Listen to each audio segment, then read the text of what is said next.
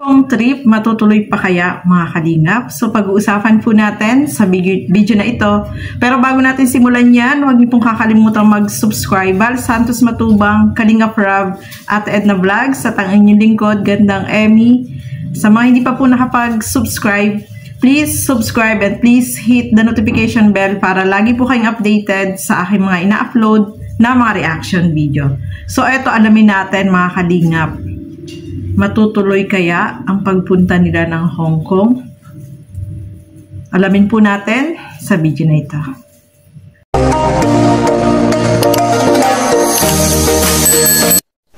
Dapat po talaga makasama si Beyonce kasi yung travel na yun is para sa kanila. In-schedule ko yun para sa kanila. No? Sarili kong pera po, ginastos ko para makabili ng ticket nila. Kaya sana si Beyonce ay makasama talaga. Pag-usapan natin yung teacher na baka pwedeng ma-move ng konti yung ano niya, kahit siya lang sa pag OJT niya. Kasi parang may 2 araw ata na nasakop. So, kinausap ko naman na si Beyonce na ito kasi is, syempre, itong travel na to ay tawag dyan. Ito ay ano ng mga sponsors. Kumbaga, ito rin yung magpapaaral sa kanya. No? Ito yung future niya rin. And ano pa lang naman po siya eh. High school pa lang naman. Senior high school. Sana maging okay po ang lahat.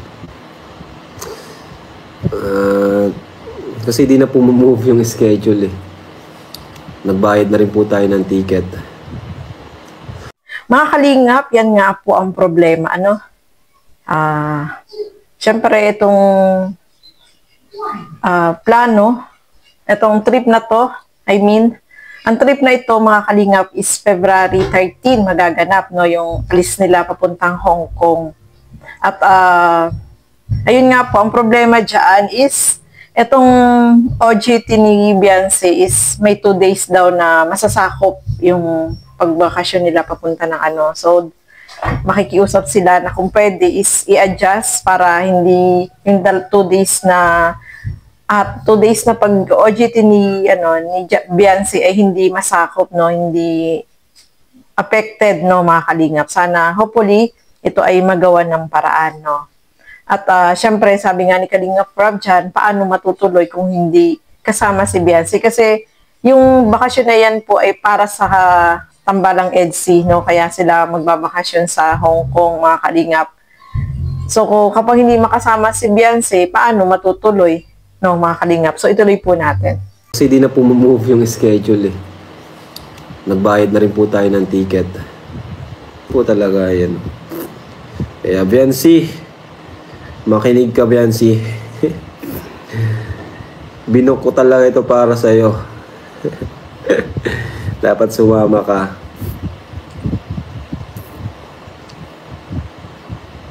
Kalinga pa, pwede naman po yan pag-usapan. Di kami tutuloy doon. Di kami tutuloy sa Hong Kong. Masayang na yung pera na binook ko. Nasa ano rin yun. Yung hotel pa plus yung ticket.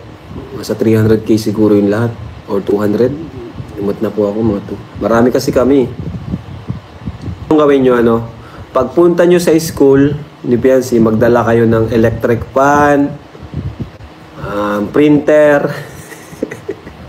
Mag-donate kayo doon, Dr. Lab, doon sa principal ni Beyonce, tapos saka doon sa ano niya, sa advisor. Doc Lab, dala po kayo ng electric fan, mga 3. Printer. Yan ang gawin mo, Doc Lab. Para payagan si Beyonce nung teacher. Isama nyo yung magulang ni Beyonce. Huwag kang pupunta doon na mag-isa, Dr. Lab, kasi mukha kang mukha kang kidnapper eh. Basta huwag kang pupunta mag-isa doon, Doc Lab. Isama mo yung mama. O kaya kung sino man pwedeng isama. Professional. Sama mo si Boss Alvin. Yan ang mission mo kasi mahirapan tayo. Pag hindi natuloy si Beyonce, Doc, di ako nasama. Kayo na lang. Kayo na lang mag-Hong Kong. Bayaran mo ako, Dok, nung inano ko, nung binabayad ko sa ticket. So yung mga kalingap, natawa ako kay Kalingap Rob. Kasi talagang kapag hindi daw talaga kasama si Beyonce, hindi sila matutuloy. Oo nga naman. Kasi para kay Beyonce yun at sa EDSI, sa tambalang EDSI, yung bakasyon na yun, mga kalingap. At ang natawa ko dito sa kanya, kasi ang suggest niya is magdala ng 3 electric fan, isang printer, para daw, ano yung susukan ba yun? Natawa ako. So, natawa ako kay Kalingap Rob. Okay na rin yun, no? Para at least, alam naman natin na talagang etong plano na to ay nakabook na po, no, mga Kalingap. Kaya gagawa talaga sila ng paraan para makasama talaga ito si Beyonce.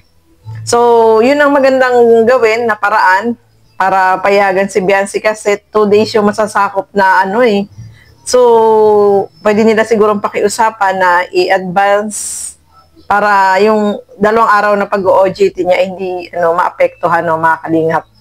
At ayan nga, natawa pa ako dito kay Kalingap Rob kasi sama daw si Boss Alvin at saka yung nanay at saka si Dr. Love, wag pupunta doon na mag-isa, no? Tama naman yun, no? Suggest ni Kalingap Rob para sana hopefully is payagan si Beyonce kasi first time lang itong mangyayari at saka nakabook na po sila ng ticket.